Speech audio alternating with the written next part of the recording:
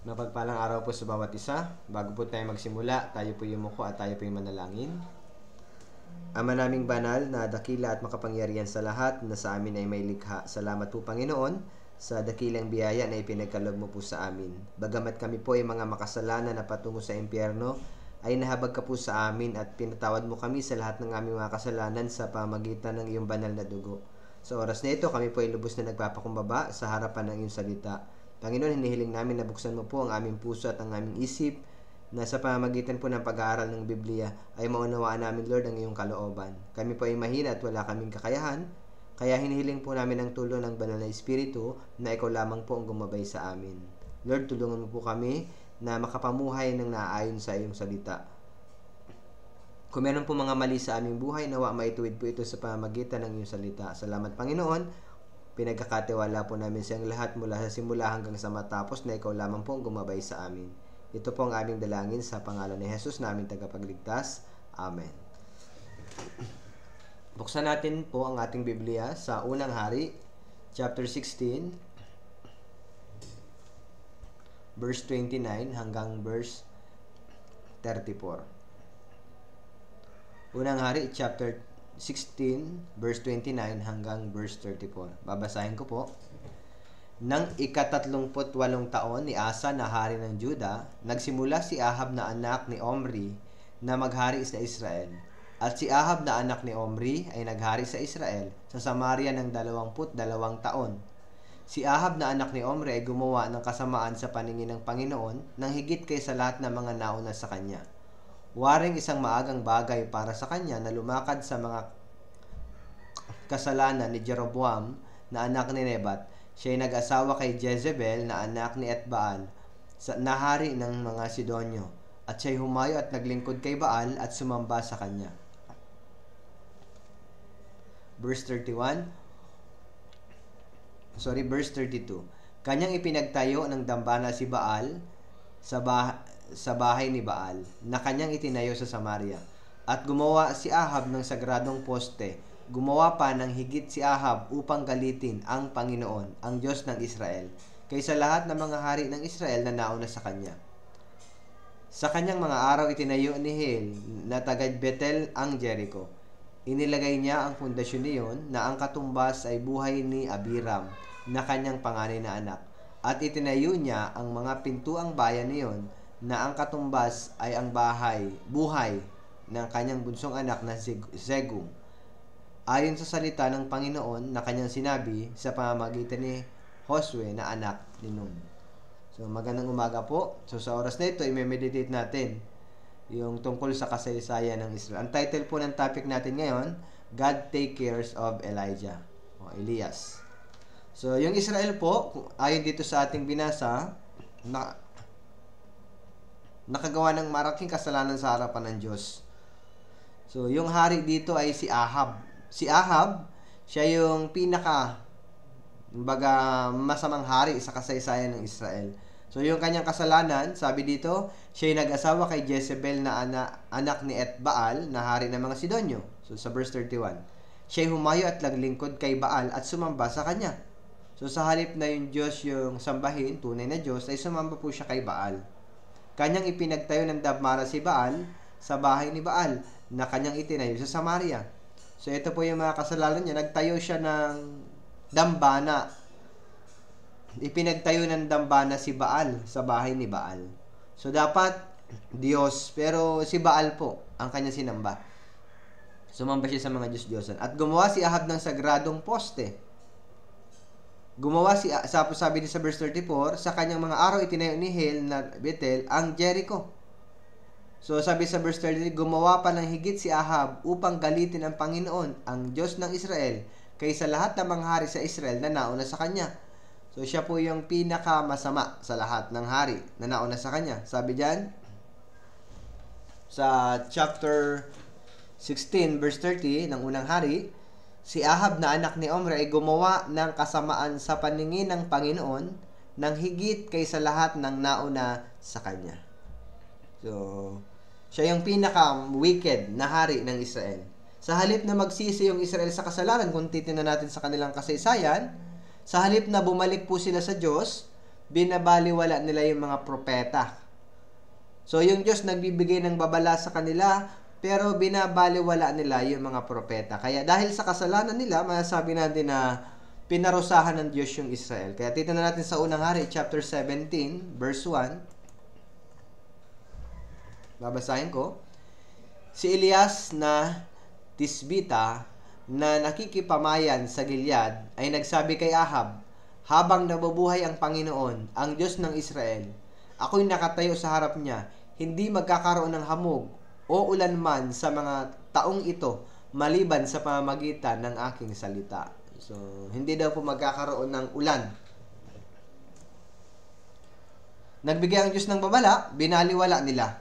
Kaya, dahil sa kanilang kasalanan, pinarusahan po ng Diyos ang Israel. Sa katunayan, kapag yung mga Israelita ay sumasamba sila sa ibang mga Diyos, lumalayo yung kanilang puso sa Diyos, walang ulan. Kagaya na nangyari dito sa panahon ni Elias, sabi, habang nabubuhay ang Panginoon, ang Diyos ng Israel, ako'y nakatayo sa harap niya. Hindi magkakaroon ng hamog o ulan man sa mga taong ito. So, yan po ay parusa ng Diyos. Is yung pagkaroon ng pagkatuyo, o walang ulan, yan ay resulta ng kanilang pagsuway sa salita ng Diyos. Kung babalikan natin yung Deuteronomio, chapter 11, verse 16 hanggang 17, tingnan natin. Deuteronomio chapter 11 verse 16 and 17, sabi dito, mag-ingat kayo, baka ang inyong puso ay madaya, at kayo'y maligaw, at maglingkod sa ibang mga Diyos at sumamba sa kanila. Kapag gayon, ang galit ng Panginoon ay magniningas laban sa inyo, at kanyang sasarahan ang langit upang hindi magkaroon ng ulan, at ang lupa'y hindi magbibigay ng kanyang bunga, at kayo'y mabilis na mapupuksa sa maturing lupain na ibinigay sa inyo ng Panginoon. Napakahalaga. Kaya nagbigay ang babala ang Diyos, mag-ingat kayo, baka ang inyong puso ay madaya, at kayo maligaw, at maglingkod sa ibang mga Diyos na sumamba sa kanila, at sumamba sa kanila. So kapag ganun daw, kapag nadaya, hindi sila nag-ingat, yung puso na puno ng mga bagay, maglingkod sila sa mga Diyos, sa Diyos, at sumamba sila sa mga Diyos-Diyosan, hindi magkakaroon ng ulan. Ang lupa ay hindi magbibigay ng bunga. So, hindi po tinetolerate ni God yung sin. Kasi ang Diyos po ay banal. So, yung Israel nakagawa ng kasalanan, kaya nagkaroon sila ng palo, punishment. Ganon din sa ating buhay Kristiyano. So, bilang isang born again Christians, kailangan mamuhay tayo na sumusunod sa salita ng Diyos. Gaya na sinabi ng Diyos na sa Deuteronomy chapter 11 verse 16, mag-ingat kayo, baka ang inyong puso ay madaya at kayo maligaw at maglingkod sa ibang mga Diyos at sumamba sa kanila. So, kailangan ingatan natin yung ating puso. Nagbigay ang babala ang Diyos. Kapag yung ating puso na contaminate ng mga bagay ng mundo, papaluin tayo ng Diyos. So, paano natin iingatan yung ating puso? Sa Psalms 119 verse 11, siguro memorize nyo po ito. Sa awit 119, versikulo 11, nakalagay dito kung paano maingatan yung ating puso. Sabi dito, iningatan ko ang iyong salita sa aking puso upang huwag akong magkasala laban sa iyo. So, iningatan ko ang iyong salita sa aking puso. So, kung yung mga Hudyo, yung mga Israelita ay iningatan yung salita ng Diyos sa kanilang puso, isinabuhay nila, sinunod nila, hindi sila daranas ng pagkatuyo. Pero yung Israel, binaliwala nila yung salita ng Diyos sa halip na ingatan ito. Hindi sila sumunod sa salita ng Diyos, kaya pinarusahan sila ng Diyos. Anong kalasing parusa? Walang ulan. So, walang ulan. And then yung lupa, hindi magbibigay ng bunga. Sa katunayan, masasabi natin, yung ulan yan po ay biyaya ng Diyos. Libre na natatanggap natin. Kung walang ulan, napakahirap ng sitwasyon. Kung walang tubig, napakahirap. Lahat ng may buhay siguro nangangailangan ng tubig. Mga halaman, animals, at tayong tao. Kung walang tubig, mamamatay tayo. Ganon din. Kung wala yung salita ng Diyos, inihalin tulad yung salita ng Diyos sa tubig, mamamatay. Hindi tayo makakapamuhay ng maayos na buhay Kristiyano. Kaya isa sa disiplina ng Diyos, pagkatuyo. Ganon din po. Kung mapapansin natin, napakahalaga nito sa ating buhay Kristiyano. Kapag hindi natin iningatan yung ating puso, na-contaminate na mga bagay ng sanlibutan, kagaya ng internet ngayon, mga mobile games, kagaya ng Mobile Legend, na-addict na sa Mobile Legend, may mga Kristiyano na yung puso sa mga drama, Korean drama, nagda-download sa Netflix, magdamag, nanonood ng drama. Yung puso ng mga taong ito ay natutuyo. Kumbaga, kahit na makinig sila ng salita ng Diyos, hindi na pumapasok sa kanila. Ang pumapasok sa isip nila ay yung mga drama, mga Mobile Legend. Bilang isang Kristiyano, napakahalaga na ingatan natin yung ating puso. Nakalagay sa kawikaan, ang inyong puso, buong sikap niyong ingatan, sapagkat mula rito ay dumadaloy ang bukal ng buhay. Kaya minsan, i-check natin yung, bakit kaya hindi ko naintindihan yung sermon? Minsan may problema din sa ating puso. Minsan mayroong kasalanan sa ating puso. Kaya ang napakahalaga, ipinapayo ko sa mga brothers and sisters, so natutunan ko din ito sa church, pagdating natin sa church, sa ating church building, habang hindi pa nagsisimula ang sermon, bago tayo pumunta, bago natin gawin yung mga bagay na kinakailangan natin gawin, kailangan umupo muna tayo dyan sa isang lugar na tahimik, and then maglaan tayo ng time na maliit, maikling prayer. So, halimbawa, galing ka sa bahay mo, pagdating sa simbahan, sa ating gusali, mag-pray. Kung may mga nagawang pagkakamali, mag-confess agad. So, kasi nandyan yung, gaya na nangyari sa Israelita, binaliwala nila yung mga propeta, pinarusahan sila ng Diyos. So, ganoon din sa atin. Kapag yung born again, na-contaminate yung ating puso ng mga bagay ng sanlibutan, magkakaroon ng tagtuyot sa ating puso. Walang gray. Hindi natin maunawaan yung salita ng Diyos. Kaya kailangan suriin natin yung ating puso, kung may kasalanan ba sa aking puso. Revelation chapter 3, verse 19, sabi dito, babasahin ko, verse 19. Ang lahat ng aking iniibig ay aking sinasaway at dinidisiplina. Ikaw ngay magsikap at magsisi. Napakahalaga nito sa ating buhay Kristiyano. Yung Diyos, kapag ang isang Kristiyano nakagawa ng kasalanan, kasi wala na sa ating impyerno.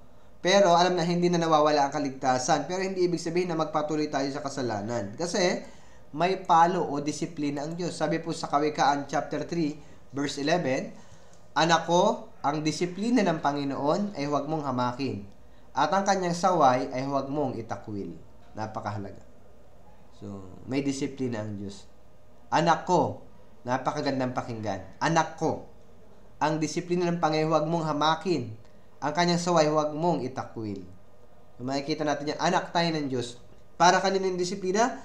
Sa anak ng Diyos.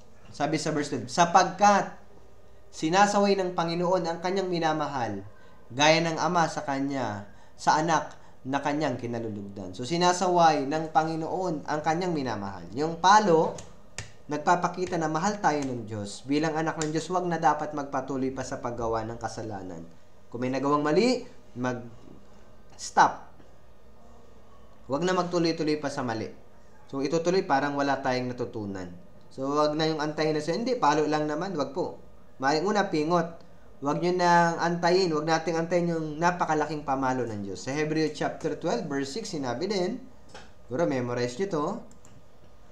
Hebrew chapter 12, verse 6, sabi, sapagkat dinidisiplina ng Panginoon ang kanyang minamahal at pinarurusahan ang bawat itinuturing na anak.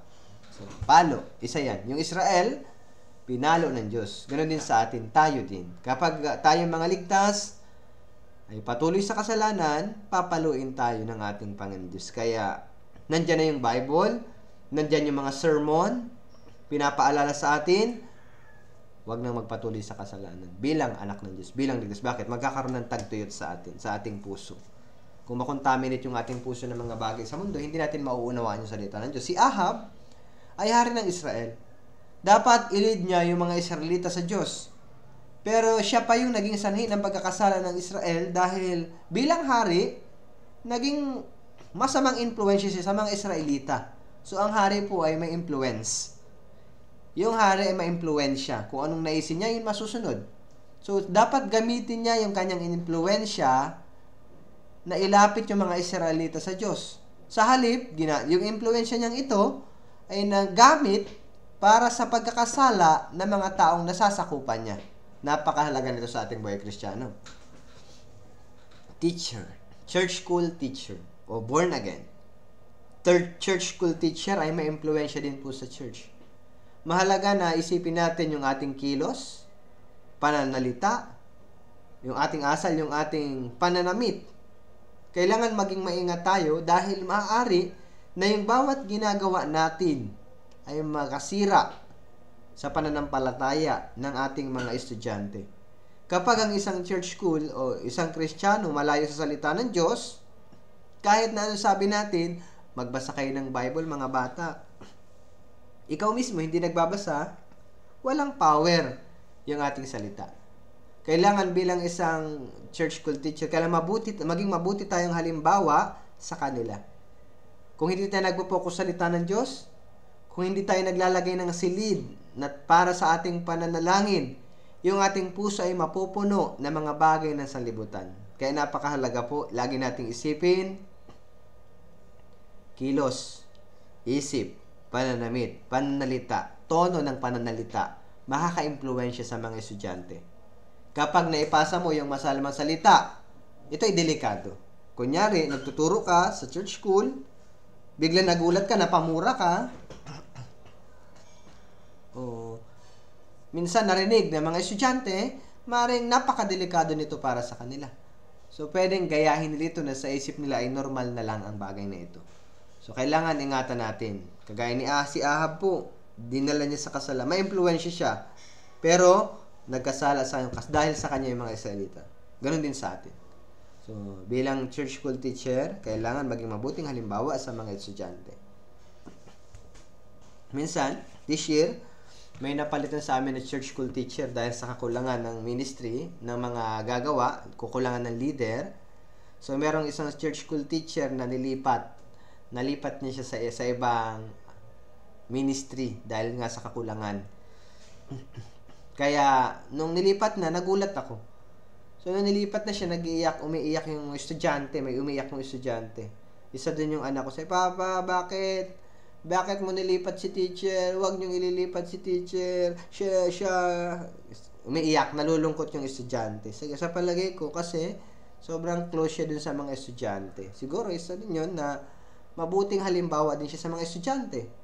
Kung yung teacher siguro galit, parang halimaw sa estudyante, pag nagagalit, yung korte ng mukha niya nag-iiba na. Kapag may ingay ng estudyante, siguro tatakutan siya ng mga estudyante. So, hindi mabuting halimbawa ito. Pero kung makita sa atin, maamo, nagtuturong maamo, pangpampuso, minsan okay din nagagalit, normal yan. Siguro minsan sobrang kulit ng mga bata. Pero kailangan nating mag-control yung ating sarili. So, hindi dapat tayo maging image sa kanila. Kailangan makita nila sa atin si Jesus Christ. Hindi makita sa atin halimaw na pag-uwi nila, imbes na turo yung matutunan nila, pag-uwi, yung teacher ko po parang halimaw. Yung teacher ko po parang monster si teacher, ayoko na po mag-attend. So, pangit. Pero kung makita nila sa atin maayos, maging good influence tayo sa kanila, nagiging masigasig ang mga estudyante. Sa katunayan, yung mga estudyante, sila pa ay nag-encourage sa mga magulang. Excited silang umattend, di sila takot umattend. Halimbawa, isa sa narinig kong testimony. Yung magulang tinatamad umattend ng church. Pero sabi ng bata, hindi tayo, gusto ko talagang umattend, nay, tara na po. Na-touch yung magulang dahil sa bata, nag-attend sila ng church. Yung bata, na estudyante pa lang sa church school, nayaya niyang kanyang magulang na pumunta sa church. Bakit excited siya magpunta sa church? Dahil sa natutunan niya sa church school. Napakahalaga niya sa atin. Bilang church school teacher, mabuting halimbawa sa ating mga estudyante. And then, pag-isipan natin si Elias. So, nagkaroon ng tagutom. 1 King chapter 17, verse 2 hanggang 4. Tingnan natin. 1 King chapter 17, verse 2 hanggang 4. Babasahin ko po. So, basahin ko muna verse 1 hanggang verse 4.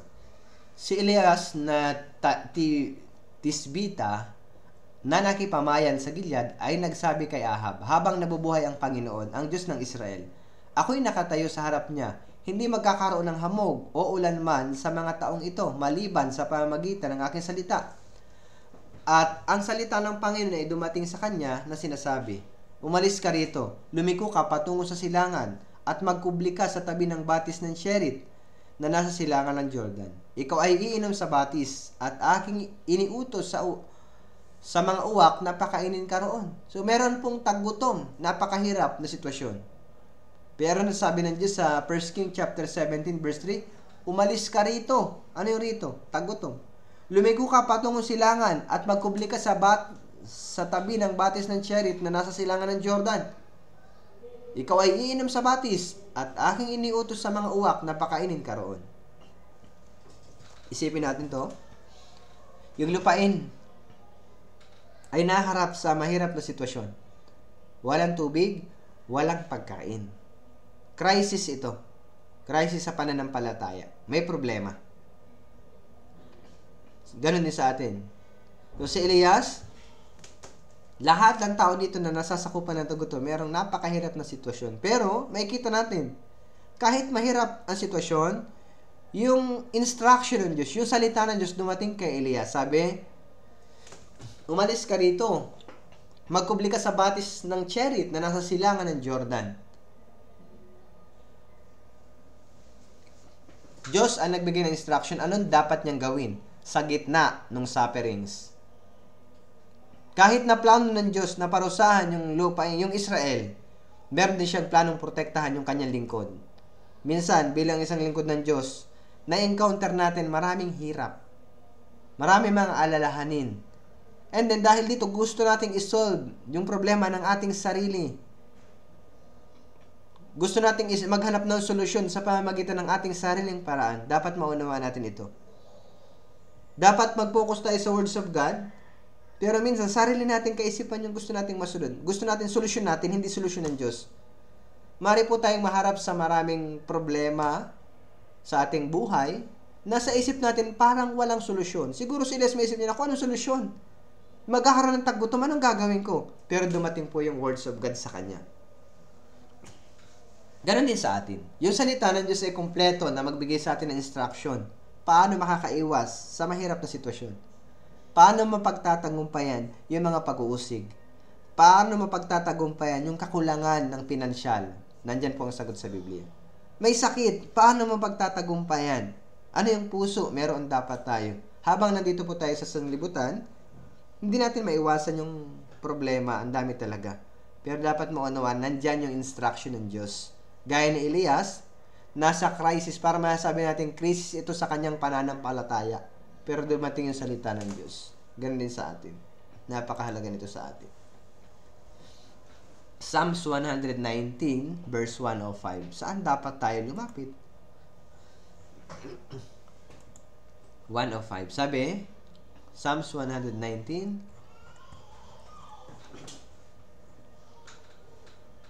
verse 105. Sabi dito, babasahin ko po.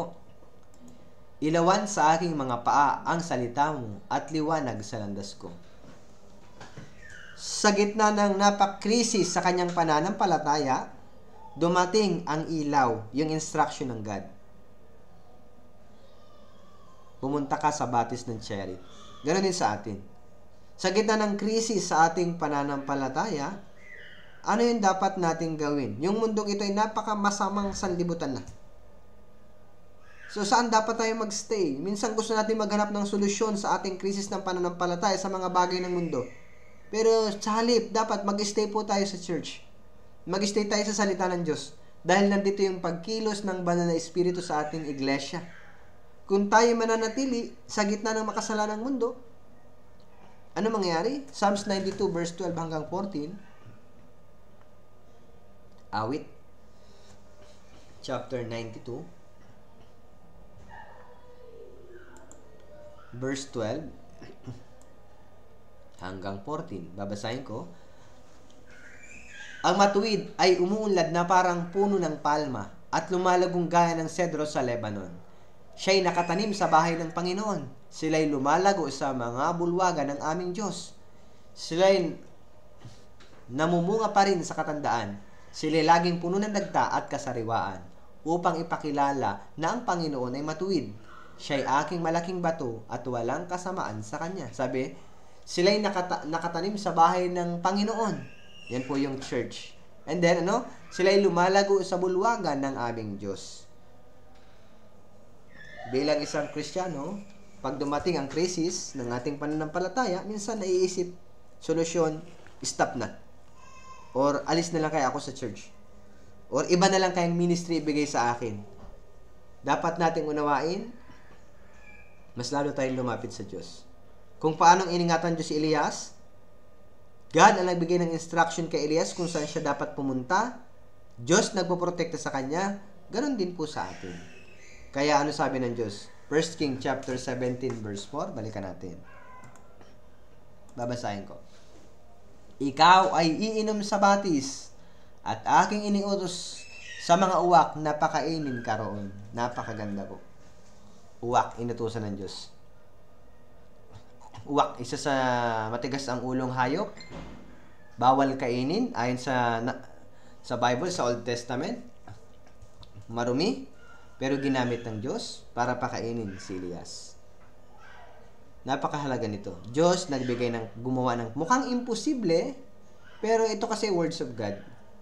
Uminom siya sa batis, and then uwak, pakainin ka roon. Yung uwak darating sa krisis ng pananampalataya. Literal, nung nalipat po ako ng church, napakahirap talaga minsan palipat-lipat sa church. Isa to sa mahirap din na sitwasyon sa mga missionary, pastor, na lumilipat. Then, palipat-lipat. Marami na-encounter na mga problema, pero napakahalaga yung pagtitiwala sa Diyos. May uwak. Maraming beses ko na rin naranasan yung uwak. Minsan, isa dyan yung financial na hirap. Minsan, budget. Pero may uwak na pinapadala ang Diyos. Isang beses, nalipat po ako ng church. Medyo dumating time na financially talaga, ako, paano kaya to, Lord? Financially, kulang ako. Ano kayang dapat kong gawin? Pero, nagpray lang po ako sa God. Pati yung asawa ko, sabi niya, ano kaya, wala tayong bigas. Kaya ko sa kanya, okay lang, magpray ka muna. Pray tayo. Sakto, meron pong fellowship, Quezon City, Mothers Joint Fellowship. Walang-wala talaga kami. Pati yung asawa ko, walang-wala. Wala kami bubunutin na. Pero sa isip namin, sabi ko, sige, mag-attend lang tayo. Bahala na, basta umattend tayo. Pero, hindi po kami nag-worry kasi alam ko naman na ang Diyos talaga nandyan. Walang pansaing. Pero ang mahalaga, umattend po kami sa Quezon City, sa Mothers Nearby Churches Fellowship. And then, nagulat po ako. Bigla na lang may isang pastor na lumapit sa akin. May inabot siya na pera. Sabi niya, Pastor, alam ko kailangan mo ito. So, nung inabot niya, hindi na ako tumanggi. Kasi wala naman talaga akong pera. Sabi ko, salamat po, Pastor. Sa isip ko, sabi ko, Lord, alam mo talaga, ikaw nakakaalam ng lahat. So, napakahirap ng sitwasyon. Pero bigla, may ginamit siya ng Diyos sa isip ko, parang uwak yun. Yun yung uwak ng Diyos. Ngayon din, kahit ngayong pandemic, naghihirap tayo, may uwak. So, yung mga Korean churches, mula sa Korea, nagpadala sila ng support sa bawat churches. And then, ibinili ng mga churches ng bigas para sa ating mga Pilipino. So, mga brothers and sisters natin, naghihirap ngayong pandemic. Pero nakita ko may uwak. Yung Diyos nagpadala ng tulong sa Pilipinas mula sa ating mga Korean brothers and sisters sa Korea. So, kaya kapag iniisip ko to, yung Diyos hindi pababayaan yung mga born again Christians. Gaya ni Elias, inutusan niya yung uwak. So, napakahalaga nito sa atin na walang imposible sa Diyos. Kayang gagamit ng Diyos ng tao, pwedeng gumamit ng Diyos ng kusino parang uwak para sa atin. Kaya napakahalaga nito. Kawikaan chapter 10 verse 3.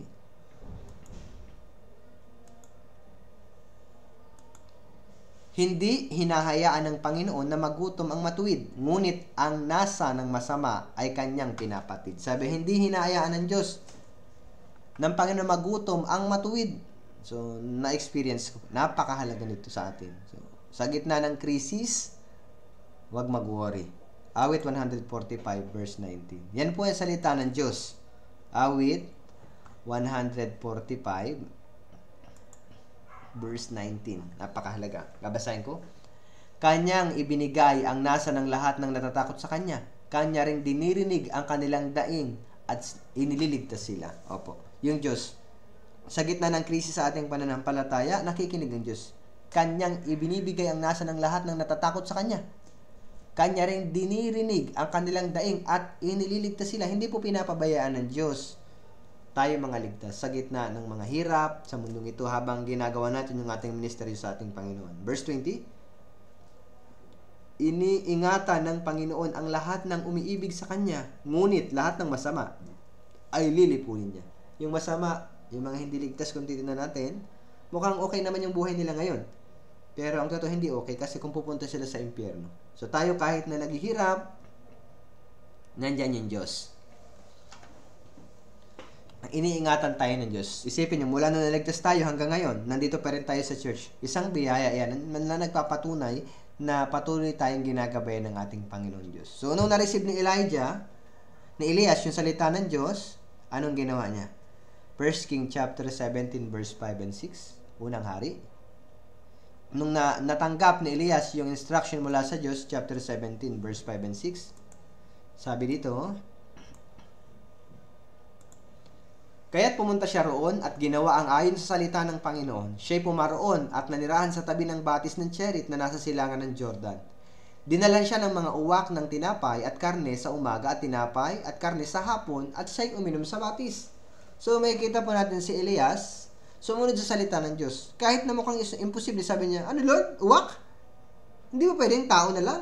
Pero wala. Diyos po ay walang imposible. Ang Diyos ay Diyos. Elijah, naniwala at sumunod sa salita ng Diyos. Kaya, si Elias po, sumunod sa salita ng Diyos, yung pagsunod, nagpapakita din niya ng pananampalataya. So, mukhang imposible. Pero sa Diyos kasi ay walang imposible. Habang nagpapatuloy tayo sa ating buhay Kristiyano, yung ating buhay Kristiyano hindi nagiging maayos. Pero mahalaga dito, sumunod lang tayo sa salita ng Diyos. Dahil pangako ng Diyos, di ba? Hindi tayo pababayaan ng ating Panginoon Diyos. Ang mahalaga, pag sumusunod ka kasi Diyos bahala sa iyo eh. Pero kung susuway ka, parang sumuway ka sa Diyos, ikaw na bahala sa sarili mo. Parang gano'n yan. Matthew chapter 6, verse 33 and 34. Matthew chapter 6, verse 33 and 34. Sabi, ngunit hanapin muna ninyo ang kanyang kaharian at ang kanyang katwiran, at ang lahat ng mga bagay na ito ay pawang idaragdag sa inyo. Kaya't huwag muna ninyong alalahanin ng bukas, sapagkat ang bukas ang mag-aalala sa kanya sarili. Sapat na para sa ngayon ang kabalisahan sa araw na ito. So may kita natin, seek ye first the kingdom of God. Kung naniniwala ka dyan, sapat na yan para unahin natin ang ating Panginoon Diyos. Sapat na yan para hindi tayo mag-alala sa mundong ito. So yung tulong ng Diyos, dumating kay Elias. At hindi lang po doon, sa 1 King chapter 17 verse 7 hanggang 9, babasahin ko, unang hari, chapter 17 verse 7 hanggang 9, sabi, pagkaraan ng ilang panahon, ang batis ay natuyo, sapagkat walang ulan sa lupain. At ang salita ng Panginoon dumating sa kanya, bumangon ka, pumaron ka sa Zerepta na sakop ng Sidon, at manirahan ka roon. Aking uutusan ng isang balong babae roon na pakainin ka. Nakapakahalaga. So, pagkaraan ng ilang panahon, ang batis ay natuyo sapagkat walang ulan sa lupain. So, yung Diyos, dumating na naman yung sitwasyon, natuyo. So, hindi nagtuloy-tuloy yung batis na tuloy-tuloy na lang, na umagos, and then yung uwak, patuloy na mag-supply. Meron pa rin kailangan siyang gawin, and then may another sufferings na naman. Maaaring isipin, bakit Lord hindi na lang doon sa uwak? Ba't pinatuyo mo pa yung batis? Alam niyo po, kung tuloy-tuloy, na mapupuno siguro yung batis, dumadaloy, at yung uwak, unlimited, habang nabubuhay siya, aasa na lang siya sa uwak. So, maaaring magtiwala lang siya doon sa batis tsaka sa uwak, pero hindi po. So, may ibang instruction naman si God. Pumunta ka doon sa Gentile na lugar. Mahalaga yan. Yung utos ng Diyos. And then, tingnan natin sa verse 10 and 11. Kaya't bumangon siya. Pumunta sa Zerepta, nang siya'y dumating sa pintuan ng lungsod, naroon ang isang babaeng balon na namumulot ng mga patpat. Kanyang tinawag siya at sinabi, dalhan mo ako ng konting tubig sa isang sisidlan upang ako'y makainom. Nang siya'y pumunta upang kumuha, kanyang tinawag siya at sinabi, dalhan mo ako ng isang pirasong tinapay. At sinabi niya, kung paano ang Panginoon mong Diyos ay buhay, ako'y walang nalutong anuman, tanging isang dakot na harina sa tapayan at kaunting langis sa banga. At ngayon, ako'y namumulot ng ilang patpat upang ako'y makauwi at ihanda yun para sa akin at sa aking anak upang aming makain iyon bago kami mamatay. Si Elias, inutusan ng Diyos pumunta dun sa balong babae. Kung titignan natin yung sitwasyon ng balong babae, mas malala pa. Maaaring sabihin niya, Lord, ano? Bakit mo ko dinala dito? Maaaring dapat dalhin mo ko, Lord, sa kung saan maraming pagkain. Dito taghirap din. Mas kawawa pa nga yung balo sa akin. Napakahalaga nito sa atin. Yung babaeng balo, nag-iipon ng stick. Last nakain na. Pero hiningi pa ni Elias. Maaaring sa isip ng balo, ano kaya to? Last subo ko na nga to, ibibigay ko pa sa iyo. Si Elias po ay tao ng Diyos, kung titignan natin. Verse 13 and 14. Makikita natin mahirap yung sitwasyon ng balo. Para sa atin din, maisip natin sa ating mga Christian, mahirap yung ating sitwasyon. And then, ano yung hiningi ni Elias? Mahirap yung sitwasyon ng balo, pero sabi ni Elias, dalhan mo ako ng isang pirasong tinapay. And then sabi sa verse 12, una, sabi sa verse 10, kanyang tinawag siya at sinabi, dalhan mo ako ng kaunting tubig sa isang sisitlan upang ako'y makainom. And then, dalhan mo ako ng isang pirasong tinapay. Mahirap po yung sitwasyon ng balo. Hinihingi pa sa kanya ni Elias. Ilagay natin yung sitwasyon natin sa balo bilang isang born again. Parang ganito. Mahirap na sitwasyon ko, hinihingi pa ng Diyos. So, masasabi natin yung paghingi ni Elias ay paghingi ng Diyos kasi si Elias ay tao ng Diyos. So, grabe na isang kalabisan ito. Maring kung isipin natin, kung makasarili yung balo, isipin niya, ayoko nga. Malapit na akong mamatay, huling subo ko na ito, ibibigay ko pa sa'yo. Pero, dumating po yung promise sa verse 13 and 14. Sinabi ni Elias sa kanya, huwag kang matakot. Humayo ka at gawin mo ang iyong sinabi. Ngunit igawa mo muna ako ng munting tinapay. Pagkatapos ay dalhin mo rito sa akin at saka ka gumawa para sa iyong mga anak. Sapagkat ganito ang sabi ng Panginoon ng Diyos ng Israel, ang tapayan ng harina ay hindi magkukulang, o ang banga ng langisman ay mauubusan hanggang sa araw na magpaulan ang Panginoon sa ibabaw ng lupa. So, nandun po yung promise. Yung balo ay nasa mahirap na sitwasyon, inihahanda niya na lang yung last na kain, pero sabi ni Elias, dalhin mo muna sa akin ang kaunting tubig at isang pirasong tinapay. And then, Diyos na magpuprovide sa'yo. Sabi ni Elias, ang tapayan ng harina, sapagkat ganito ang sabi ng Panginoon, ng Diyos ng Israel, ang tapayan ng harina ay hindi magkukulang, o ang banga ng langisman ay mauubusan hanggang sa araw na magpaulan ng Panginoon sa ibabaw ng lupa.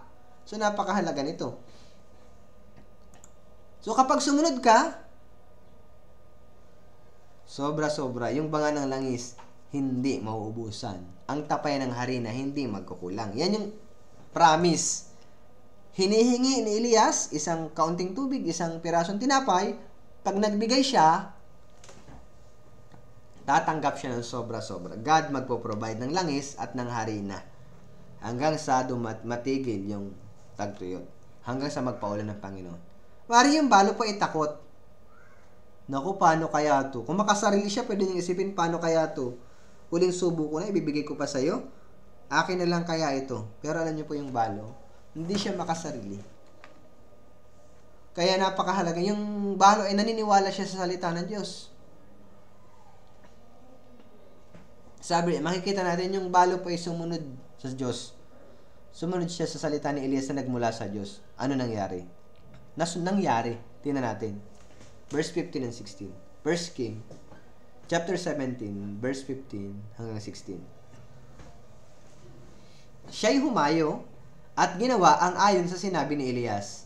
At ang babae, siya at ang sambahin ng babae kumain ng maraming araw. Ang tapayan ng harina ay hindi nagkulang, o ang banga ng langisman ay naubusan, ayon sa salita ng Panginoon na kanyang sinabi sa pamamagitan ni Elias. Napakahalaga. Pagkatapos marinig ang salita ng Diyos kay Elias, yung babaeng baloy sumunod at nagtiwala sa pangako ng Diyos. Alam niyo po, tanging yung mga taong nagtitiwala lang sa kapangyarihan ng Diyos, yung mga naniniwala ang makakaranas ng himala ng Diyos. Yung mga taong naniniwala sa salita ng Diyos ang mararanasan yung pagkilos ng Diyos. Kung walang pananampalataya sa Diyos, napakahirap na sumunod. Kung walang paniniwala sa salita ng Diyos, mahirap sumunod sa salita ng Diyos. Kaya kung yung balo ay nag-alala at naging makasarili, hindi niya mararanasan yung kapangyarihan ng Diyos. Kung yung balo hindi niya isinakripisyo, yung kaunting harina, ibinigay niya, sa sarili niya na lang sana, pero ibinigay niya pa, mamamatay sila sa gutom. Kung hindi niya isinakripisyo yung nasa kanyang hinihingi sa kanya. Napakahalaga nito sa ating buhay Kristiyano. Na aral na makukuha natin. Yung pagsunod sa salita ng Diyos ay buhay. Kung hindi sila sumunod, patay sana sila lahat sa gutom. Pero dahil sumunod sila na buhay, totoo yan. Yung pagsunod sa salita ng Diyos ay buhay. Para sa ating mga Kristiyano, maaaring isipin nyo, grabe ka naman Lord, kinukuha mo naman lahat sa akin. Pagkatapos na maligtas, parang wala na tayong oras sa ating sarili. Lahat na lang sa Diyos. Ngayon po, sunod-sunod. Ngayon December, sunod-sunod. Nakaraang December, nakaraang taon. Pag December, busy tayo. Year-end fellowship, New Year's retreat, sobrang busy. Ang daming gawain. Summer retreat. So, pag ganyan, mga retreat, ilang araw yan? O kaya Bible seminar, ilang araw ka talaga mag-i-stay sa church?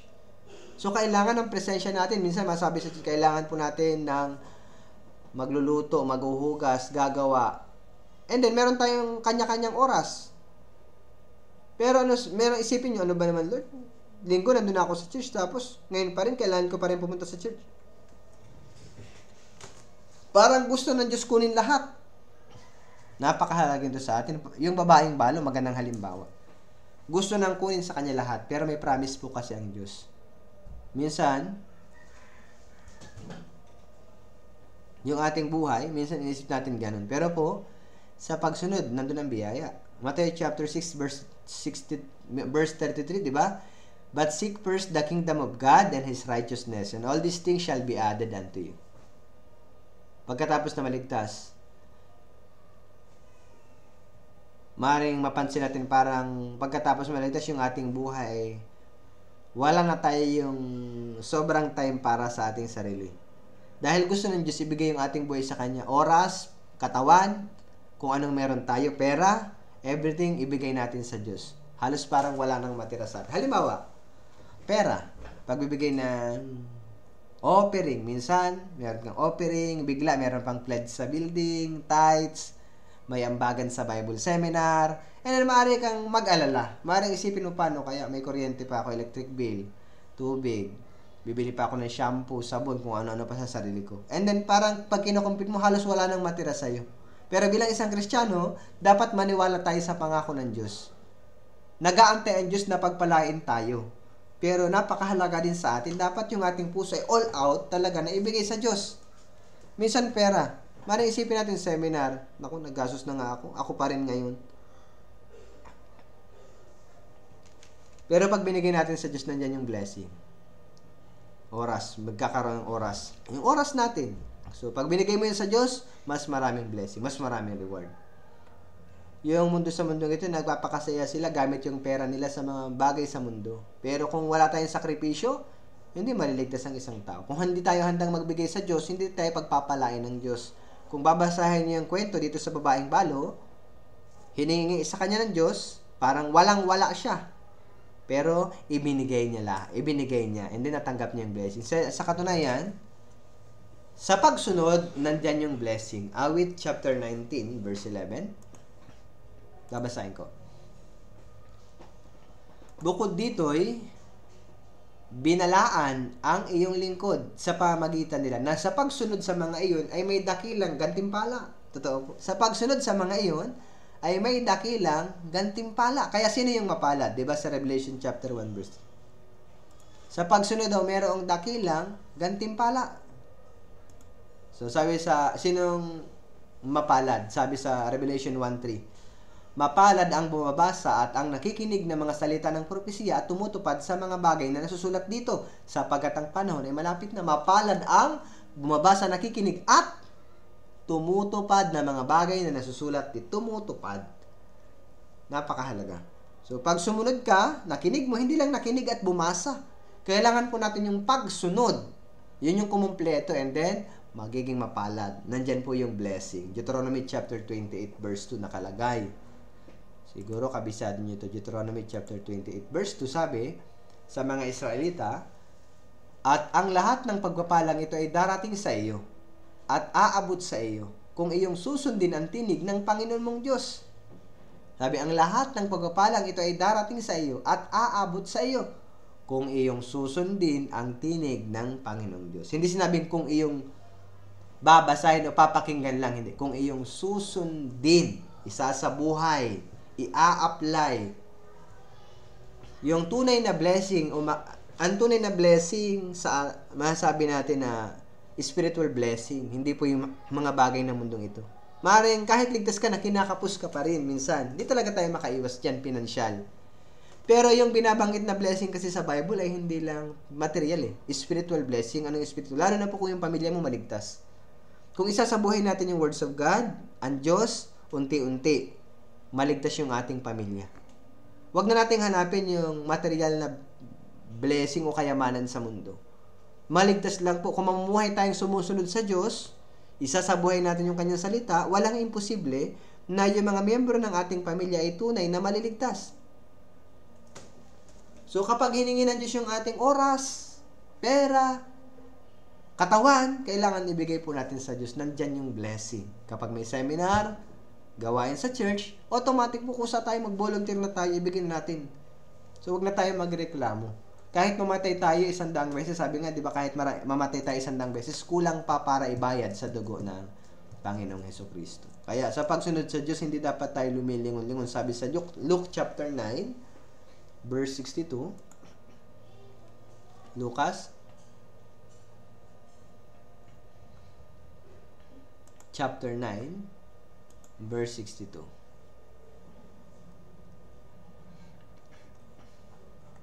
Sabi dito, babasahin ko. Subalit sinabi sa kanya ni Jesus, walang sino mang humahawak sa araro at tumitingin sa mga nasa likuran ang karapat-dapat sa kaharian ng Diyos. So, wala daw sino mang humahawak sa araro ang tumitingin sa mga nasa likuran. So, pag hawak ng araro, dapat sa harap ka nakatingin. Hindi ka makakapag-araro kung sa likod. So, napakahalaga nito spiritually. Kung tayo po ay nakatingin pa rin sa mga bagay ng mundo, sa halip na sa ating Panginoon, hindi tayo makakasunod sa ating Panginoong Diyos. Minsan, iniisip natin, Lord, parang unfair. Lahat na lang sa'yo. So, wala po doon kasi yung buhay natin, pag Diyos ang lumikha ng lahat. Hindi tayo pwede magreklamo sa lumikha sa atin. Wala tayong karapatan na questionin yung lumikha sa atin. Pangako ng Diyos, kapag sumunod ka, nandyan po yung blessing. Kaya, kung hindi sila nagtiwala sa Diyos, hindi sila mabubuhay.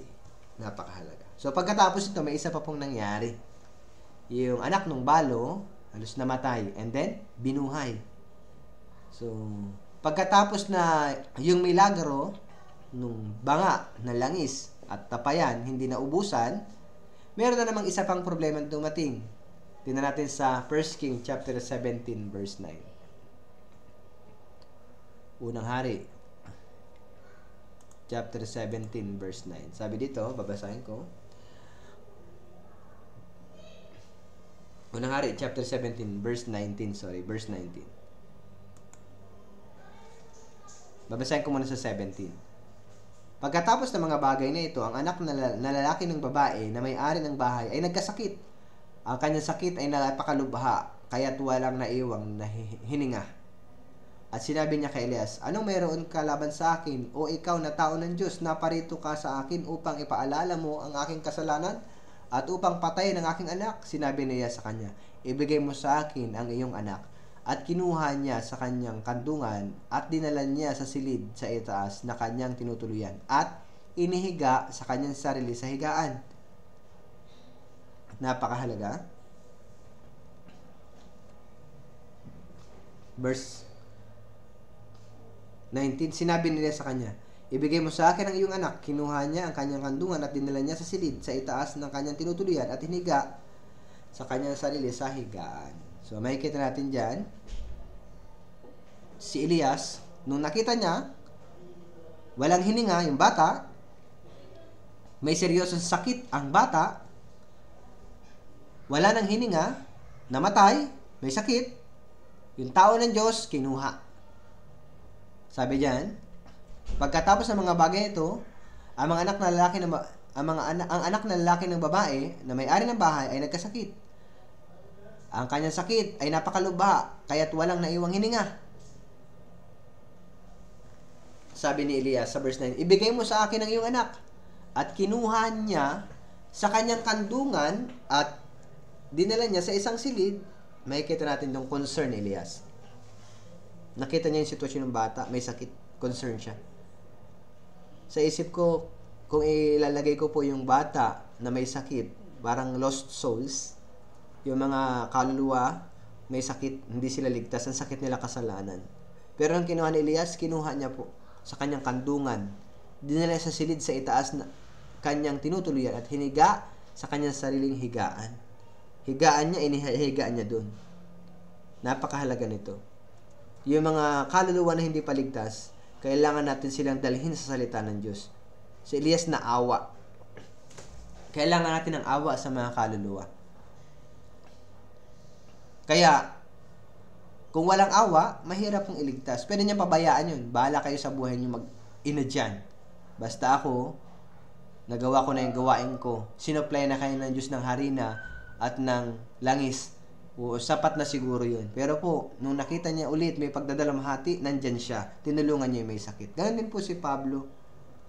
So, sa Roma chapter 9 verse 2 and 3, babasahin ko po. Sabi ni Pablo na mayroon akong malaking kalungkutan at walang tigil na kirot sa aking puso sapagkat mamagalingin ko pang ako ay sumpain at mawalay kay Kristo alang-alang sa aking mga kapatid na aking mga kapag-anak ayon sa laman. Sabi, mayroon akong malaking kalungkutan at walang tigil na kirot sa aking puso. Opo, si Pablo, meron siyang malaking kirot sa kanyang puso. Naaawa siya dun sa mga tao. Sabi niya, sapagkat mabagaling ko pang ako ay sumpain at mawalay kay Kristo alang-alang sa aking mga kapatid na aking mga kamag-anak ayon sa laman. Sa mga mahal niya sa buhay, okay lang na siya nalang parusan, wag lang yung kanya mga mahal sa buhay. Meron siyang awa sa mga tao sa paligid niya.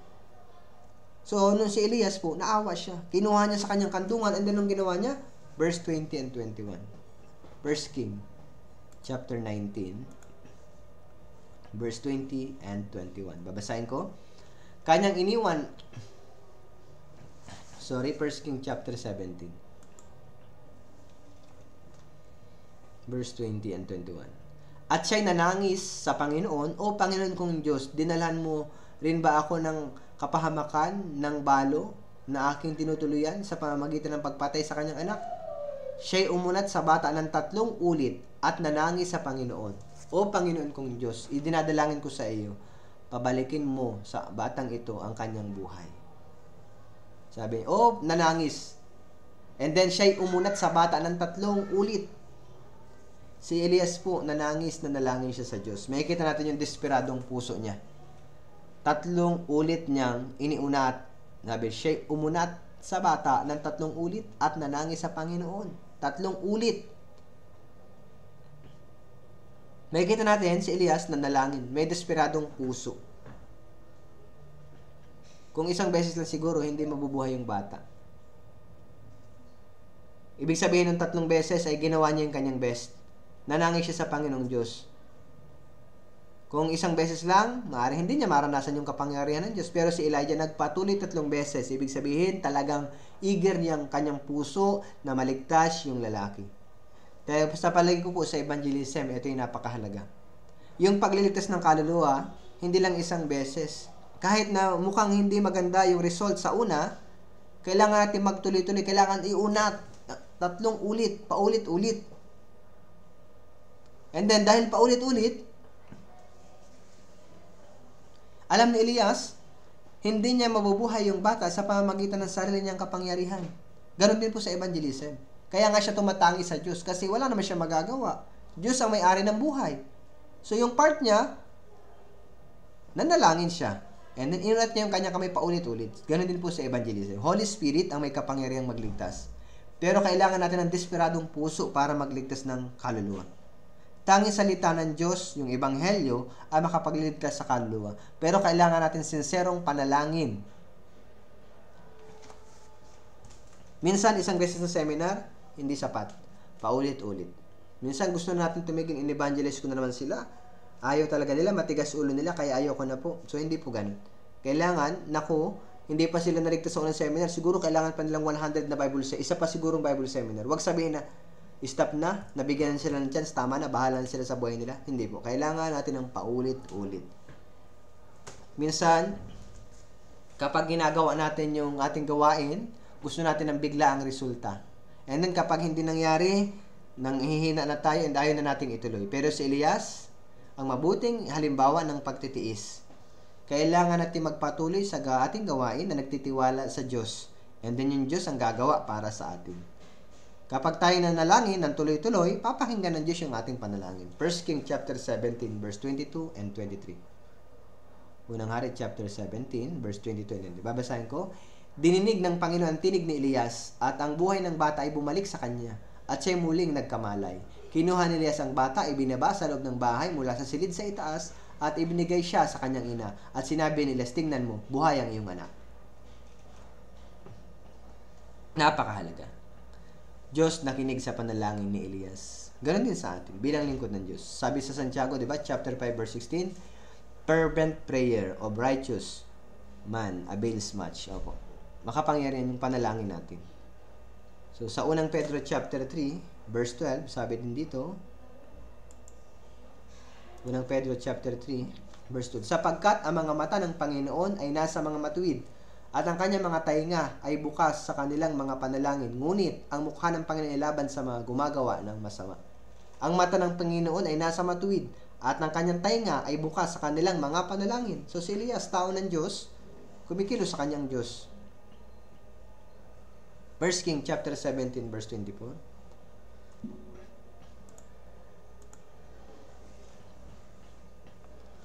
At sinabi ng babae kay Elias, ngayoy alam ko na ikaw ay isang tao ng Diyos, at ang salita ng Panginoon ay sa iyong bibig ay katotohanan. Opo. Sabi, ngayon nalalaman kong ikaw ay isang tao ng Diyos, at ang salita ng Panginoon sa iyong bibig ay katotohanan. Yung Diyos, yung mga tao sa paligid natin maniniwala na tayo ay tao ng Diyos kung yung pagkilos ng banal na Espiritu ay nasa atin. Kung may mga naliligtas sa atin. Yung isang proof na ang Holy Spirit ay nasa ating simbahan dahil maraming naliligtas sa ating simbahan. Yung widow, anak ng balo, nabuhay sa pamamagitan ni Elias. Yung Diyos nakinig kay Elias. So, makikita natin nakinig ang Diyos kay Elias. Ganon din sa atin. Once na tayo po humingi sa Diyos, papakinggan tayo ng Diyos kung hiningi natin ayon sa kanyang kalooban. John chapter 9, verse 31. John chapter 9, verse 31. Alam nating hindi pinapakinggan ng Diyos ang mga makasalanan. Subalit kung ang sinuman ay sumamba sa Diyos at gumanap ng kanyang kalooban, ito ay kanyang pinapakinggan. So, napakahalaga. Si Elias ay tao ng Diyos. Iningatan ng Diyos si Elias. Ano man sitwasyon, Diyos nag-provide ng lahat ng kanya kailangan niya kahit na walang ulan, walang bunga ang lupa, hindi siya pinabayaan ng Diyos. Ganun din sa atin. Maring maharap tayo sa maraming hirap sa mundong ito habang ginagawa yung gawain ng Diyos. Pero, nagpapadala ang Diyos ng uwak o gagamit siya ng tao para sa atin. So, sa Diyos walang imposible, hindi dapat tayo panghinaan ng loob. So, hindi dapat tayo mag-alala. Matthew chapter 6, verse 21 hanggang 28. Tingnan natin. Matthew chapter 6, verse 25 hanggang verse 28. Babasahin ko. Kaya nga sinasabi ko sa inyo, huwag kayong mabalisa sa inyong buhay, kung ano ang inyong kakainin o kung ano ang inyong iinumin, kahit ang inyong katawan, kung ano ang inyong isusuot. Hindi ba higit ang buhay kaysa pagkain at ang katawan kaysa damit? Tingnan ninyo, ang mga ibon sa impapawid, hindi sila nag-ahasik o gumagapas o nag-iimbak man sa mga kamalig. Ngunit pinapakain sila ng inyong ama na nasa langit. Hindi ba higit na mahalaga kayo kaysa kanila? Napakahalaga nito. Sino sa inyo na dahil sa pagkabalisa ay mapapahaba ang kanyang buhay? At bakit kayo nababalisa tungkol sa pananamit?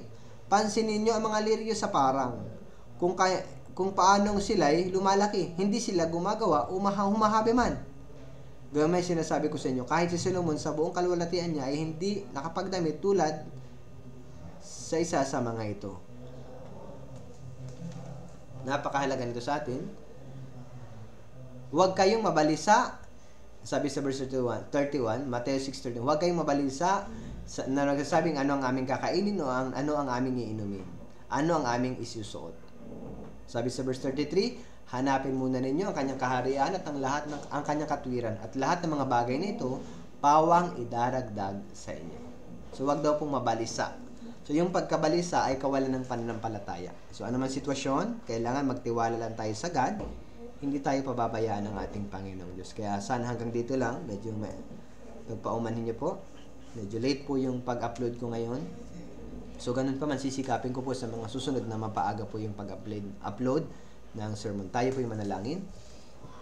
Ama naming Diyos na dakila at makapangyarihan sa lahat na may likha ng langit at lupa, salamat Lord sa oras na ito na ipinagkaloob mo na napag-aaralan po namin ang iyong salita. Hinihiling ko po na tulungan mo po kami na sa kabila ng mga paghihirap sa mundong ito, gaya po ni Elias, ay magtiwala lamang po kami sa iyo. Alam namin na wala kami magagawa kung wala yung tulong at gabay. Kaya nawa ang Holy Spirit po nawa ang gumabay sa amin hanggang sa iyong muling pagdating. Magampanan po namin ang responsibilidad na iniatang mo po sa amin at tulungan mo po kami na magsilbing liwanag sa mga tao sa paligid namin. At nawa Panginoon, sa pamamagitan ng aming ginagawa ay lumago po ang iglesia para sa ikaluluwalhati ng iyong pangalan. Salamat po Panginoon. Ito po ang aming dalangin sa pangalan ni Jesus. Amen. Maraming salamat po.